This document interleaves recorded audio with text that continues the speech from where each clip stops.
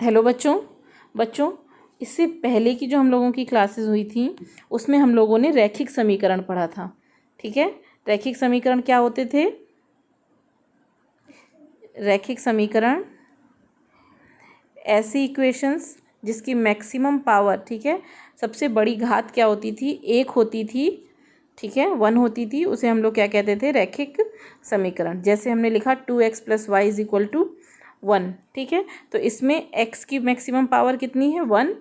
और y की भी मैक्सिमम पावर कितनी है? 1।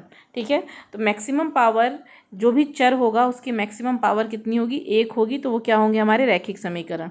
ठीक है, इसी तरह से बच्चों आज हम लोग एक अपना नया चैप्टर शुरू करेंगे जिसका नाम है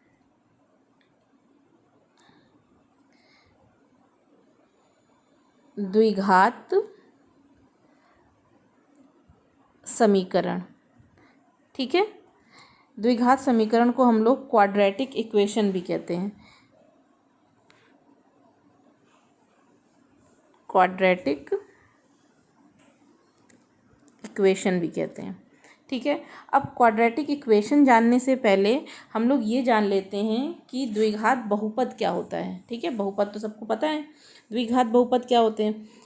द्विघात से क्या समझ में आ रहा है बच्चों? द्विघात मतलब कि दो घात। ठीक है, तो ऐसे बहुपद जिनकी मैक्सिमम पावर कितनी होगी? 2 होगी, वो क्या कहलाएंगे? द्विघात बहुपद कहलाएंगे। ठीक है, जैसे हमारे पास है 3x² + 2y = 3 ले लेते हैं। ठीक है, तो क्या नहीं, बहुपद की बात हो रही है।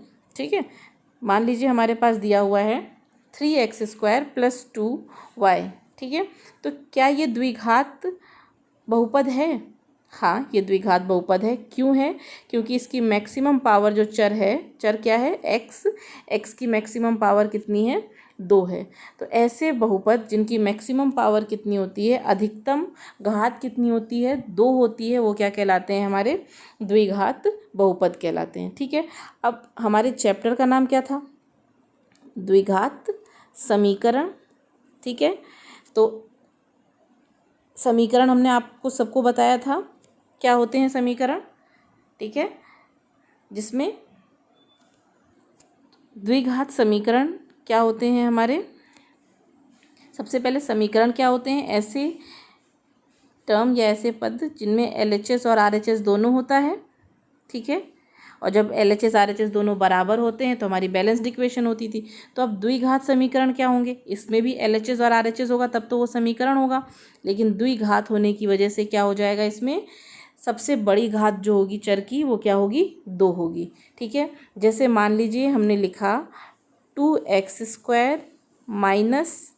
3x - 5 = कितना? 0। ठीक है, और आपसे पूछ रहे हैं हम, क्या ये एक द्विघात समीकरण है? हाँ, ये एक द्विघात समीकरण है। क्यों? क्योंकि इसमें जो चर दिया हुआ है इसकी मैक्सिमम पावर कितनी है? हमारी अधिकतम घात कितनी है? 2 है। तो जब भी किसी समीकरण में अधिकतम घात क्या होगी, मैक्सिमम पावर क्या होगी उसकी? 2 होगी, तो वो क्या कहलाएगा? हमारा द्विघात समीकरण कहलाएगा। ठीक है बच्चों, तो इस तरह से बच्चों हमारी द्विघात समीकरण की डेफिनेशन क्या हो जाएगी?